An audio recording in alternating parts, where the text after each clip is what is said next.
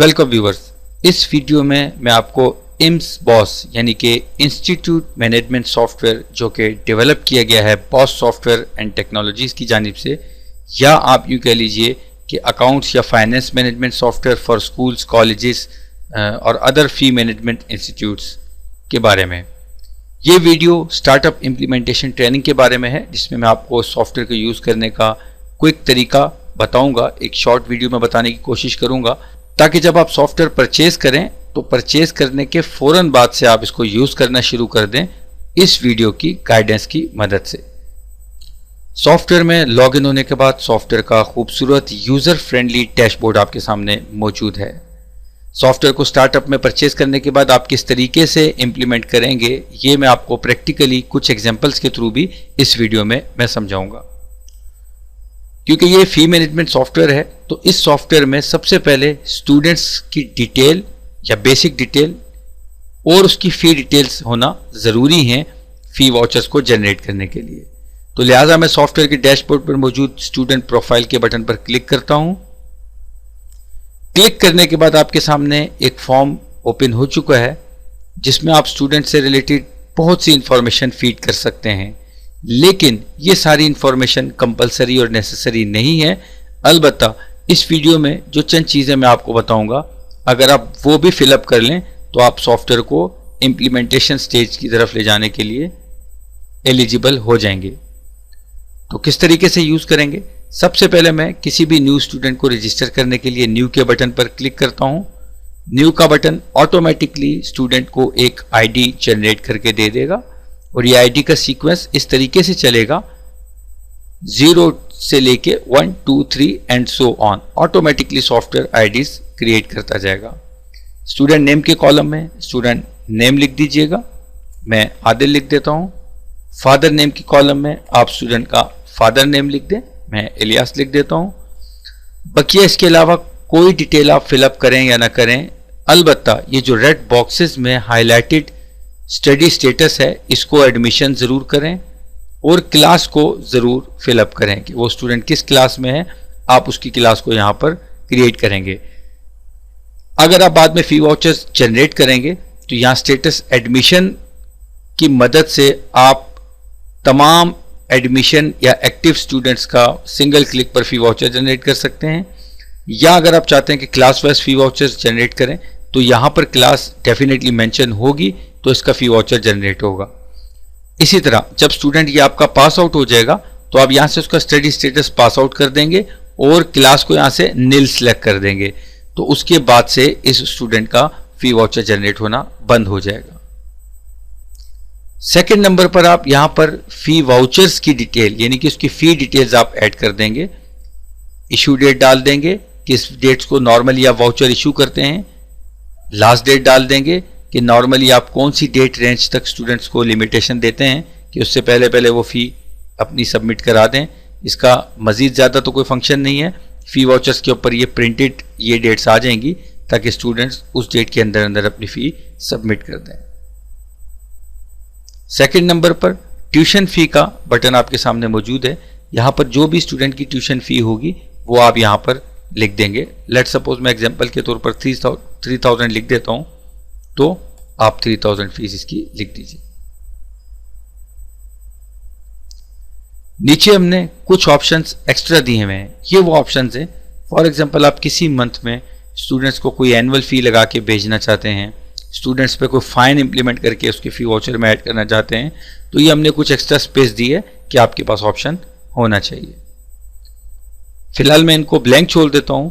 अगर कभी आपकी कोई फीस हो या कोई आप एक्स्ट्रा फीस इंप्लीमेंट करना चाहें तो वो क्या फ़ी है यहाँ आप ड्रॉप डाउन में सिलेक्ट कर सकते हैं। जैसे कि मैंने सैंपल के तौर पर कुछ फ़ी एंटर की हुई है, एग्जाम फ़ी, एनुअल फ़ी। आप अपनी मर्जी से कोई भी वो फ़ी हो प्लस के आइकन पर क्लिक करके उसको फ़ी की लिस्ट में एनलिस्ट करवा कर यहाँ पर ऐड कर सकते हैं।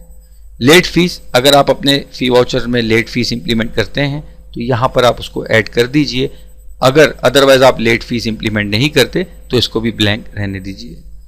किसी स्टूडेंट को आपने कोई डिस्काउंट दिया है तो यहाँ पर डिस्काउंट डाल दीजिए। अगर आपने डिस्काउंट नहीं देना तो यहाँ पर डिस्काउंट मत डालिए। वेरी सिंपली इतना सा काम करने के बाद मैं कैलकुलेट के बटन पर क्लिक करूंगा।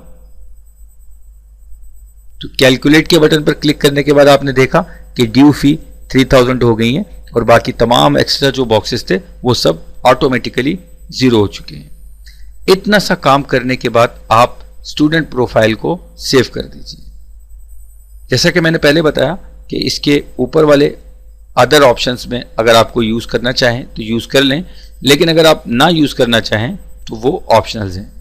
एक स्टूडेंट जिस तरीके से मैंने एंटर किया है, आपके स्कूल में जितने भी स्टूडेंट की स्ट्रेंथ होगी आप उसको एंटर कर लेंगे। उसके बाद नेक्स्ट स्टेप में जाता हूं फी सेक्शन में। फी सेक्शन में जाने के लिए काफी सारे बटन्स मौजूद हैं। डैशबोर्ड पर मौजूद फी टैब पर जाकर भी आप फी सेक्शन पर जा सकते हैं, अदरवाइज डायरेक्टली डैशबोर्ड से भी फी सेक्शन को क्लिक कर सकते हैं। फी सेक्शन के बाद बारे में छोटी सी मैं आपको एक अंडरस्टैंडिंग दे दूं कि ये जो टॉप हेडिंग पोर्शन में कुछ पैरामीटर्स के ऑप्शन दिए गए हैं, ये वो पैरामीटर्स हैं जब भी हम यहां कोई पैरामीटर पास करेंगे तो उसके अकॉर्डिंगली हमारा ये डाउन साइड पोर्शन या ये डाउन साइड मौजूद बटन्स ये काम करेंगे।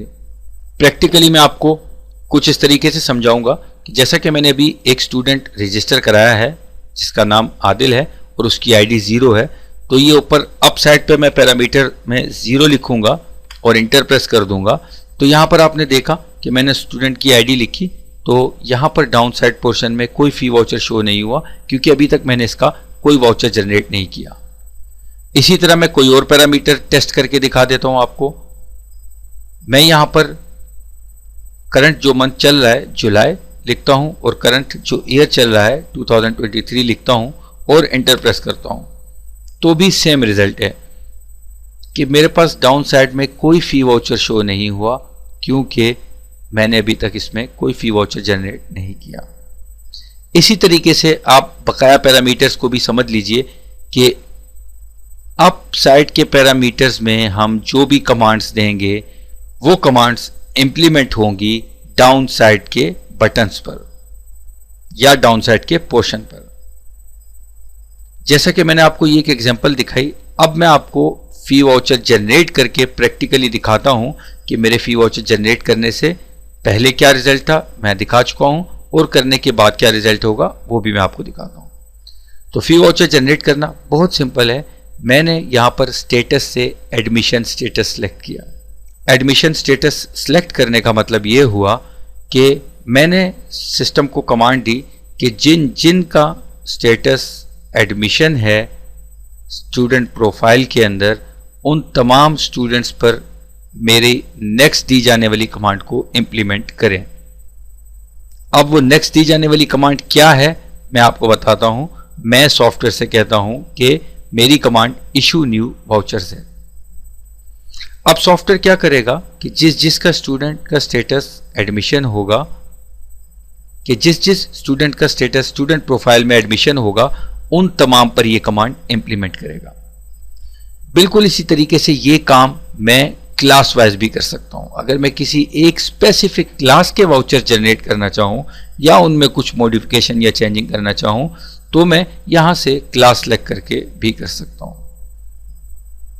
कि मैं जब यहां क्लास सेलेक्ट करूंगा तो मेरा कहने का मतलब, सॉफ्टवेयर को कमांड देने का मतलब यह होगा कि जिस जिसका स्टूडेंट प्रोफाइल के अंदर क्लास केजी है, अब उस पर यह कमांड इंप्लीमेंट करो जो मैं आपको देने वाला हूं। वो कमांड क्या होगी?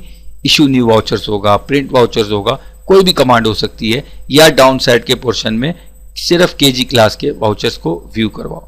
तो फिलहाल मैं इसको स्टेटस के थ्रू फी वाउचर्स को जनरेट करता हूं। सिंगल क्लिक पर मेरे तमाम स्कूल के जिनका भी स्टेटस एडमिशन होगा वाउचर जनरेट होगा। तो मैंने स्टूडेंट स्टेटस में एडमिशन कर दिया, इशू न्यू वाउचर पर क्लिक किया। इशू न्यू वाउचर पर क्लिक करने के बाद अगर तो आपने इन तमाम एडमिशन स्टूडेंट के वाउचर्स में कोई चेंजिंग करनी है तो आप एडिट करें और यहां से जो भी, लेट सपोज अगर मैं कहता हूं कि तमाम स्कूल के स्टूडेंट्स पर इस बार 1000 रुपीज एनुअल फीस लगा दो, तो मैं यहां पर 1000 रुपीज एनुअल फी लगाऊंगा और कैलकुलेट करूंगा, फिर जनरेट और रेडी टू प्रिंट करूंगा, तो तमाम के तमाम स्टूडेंट्स की फी वाउचर्स में ये एनुअल फीस इंप्लीमेंट हो जाएगी। और अगर मैंने कुछ भी एडिट या कुछ भी नई फीस इंप्लीमेंट नहीं करनी तो वेरी सिंपली मैं इस एडिट के बटन पर जाऊंगा ही नहीं। क्या करूंगा, दोबारा आपकी क्लियरेंस के लिए बता देता हूं। स्टूडेंट स्टेटस मेरा एडमिशन है, इशू न्यू वाउचर पर मैंने क्लिक किया। मैं ये कहता हूं कि मैं जुलाई के वाउचर जनरेट कर रहा हूं जिसकी इशू डेट 1 जुलाई हो, जिसकी लास्ट डेट 10 जुलाई हो। सिंपली डेट्स तो डेफिनेटली हर बार मुझे चेंज करनी ही पड़ेंगी, क्योंकि जुलाई के मंथ में अगर मैं जुलाई के वाउचर जनरेट कर रहा हूं तो अगस्त के मंथ में अगस्त के वाउचर जनरेट होंगे and so on. Issue date और ड्यू डेट देने के बाद मैं सिंपली 2 स्टेप परफॉर्म करूंगा। जनरेट पे क्लिक करूंगा, सॉफ्टवेयर ने मुझसे कहा fee vouchers generated. Ready to print पे क्लिक करूंगा, सॉफ्टवेयर ने मुझसे कहा fee vouchers ready to print. बस इतना सा काम करने के बाद मेरा फी वाउचर जनरेट हो चुका है। अब मैं क्या करूंगा, यहां से एडमिशन को जब दोबारा सेलेक्ट करूंगा तो आप ये देखें, पहले मेरा एडमिशन पे क्लिक करने के बाद यहां कोई फी वाउचर नहीं आ रहा था, जबकि अब मेरा एक फी वाउचर जो कि मैंने स्टूडेंट आदिल को रजिस्टर करवाया है आ चुका है और वाउचर नंबर भी आपके सामने मौजूद है। थोड़ा सा मैं मजीद आपको क्लियर कर दूं, वाउचर नंबर के थ्रू भी आप डाउन साइड पोर्शन को फिल्टर करा सकते हैं। जैसे कि मैंने आपको स्टार्ट में बताया था कि ऊपर अपर साइड में जो भी आप पैरामीटर देंगे नीचे वाली साइड पे वो इफेक्ट करेगा। मैं यहां पर वाउचर नंबर पर 6 लिखता हूं तो वो मुझे वाउचर नंबर 6 लेके आ रहा है, क्योंकि वाउचर नंबर 6 मौजूद है। मैं यहां पर 5 लिख के एंटर करता हूं तो देखें कोई वाउचर मेरे पास नहीं आया।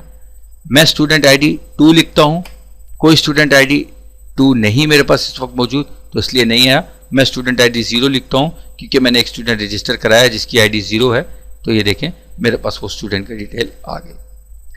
तो ये तो हमारा स्टेप 1 हो गया कि जिसमें मैंने आपको बताया कि फी वाउचर और स्टूडेंट प्रोफाइल का आपस में किस तरीके से कनेक्शन होता है और वहाँ पर क्लास का और एडमिशन स्टेटस का, स्टडी स्टेटस का क्या रोल होता है, और स्टेप नंबर 1 पे हम स्टूडेंट प्रोफाइल के बाद फी वाउचर्स को क्रिएट और जनरेट कैसे करते हैं जस्ट सिंगल क्लिक पे। एक चीज़ मैं और क्लियर कर दूं, जैसा मैंने एक स्टूडेंट प्रोफाइल में स्टूडेंट रजिस्टर कराया था तो उसने उसे एक स्टूडेंट का वाउचर जनरेट कर दिया।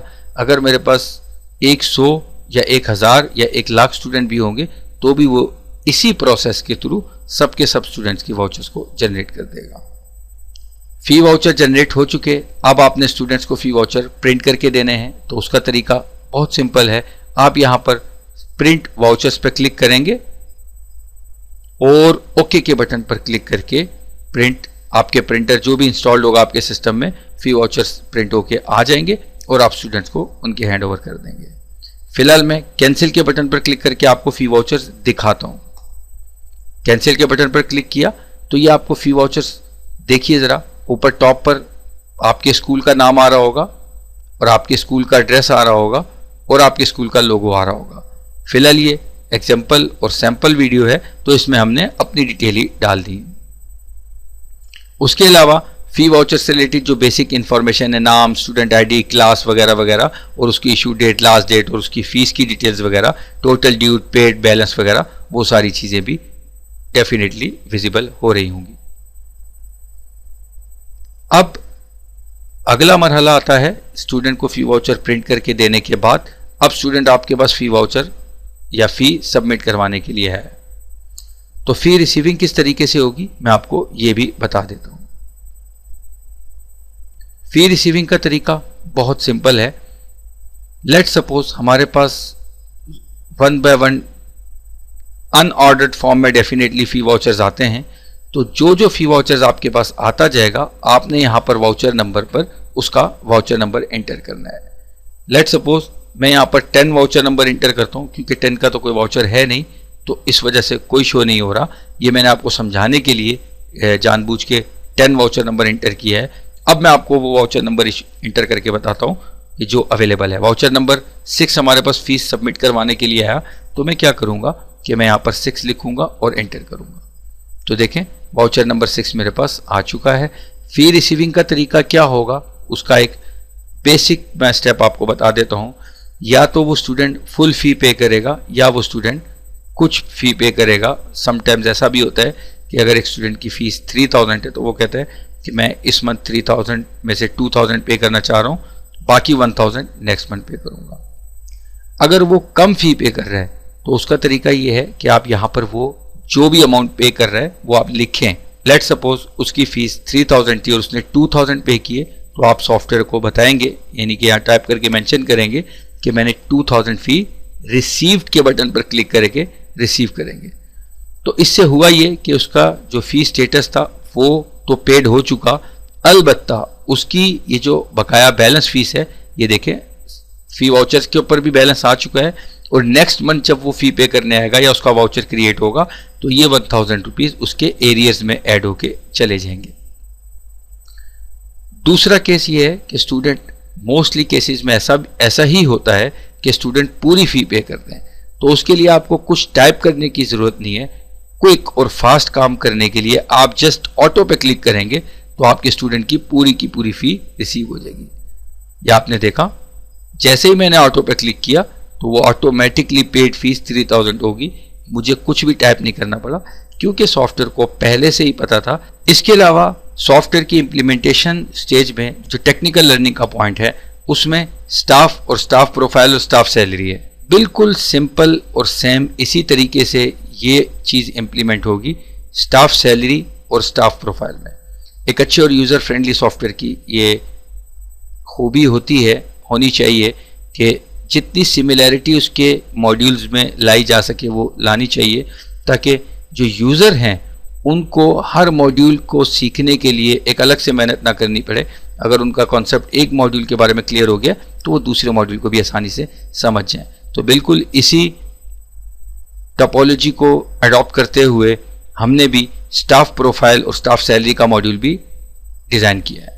स्टाफ प्रोफाइल पे क्लिक करके आप स्टाफ की सारी डिटेल इंटर कर सकते हैं और उसको सेव कर सकते हैं, बिल्कुल उसी तरीके से जिस तरीके से आपने स्टूडेंट्स की डिटेल इंटर की थी।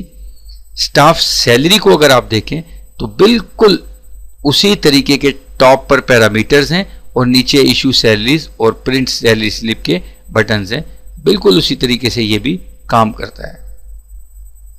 बकाया इसके अलावा सॉफ्टवेयर में कुछ ज़्यादा टेक्निकल ऑप्शन नहीं है।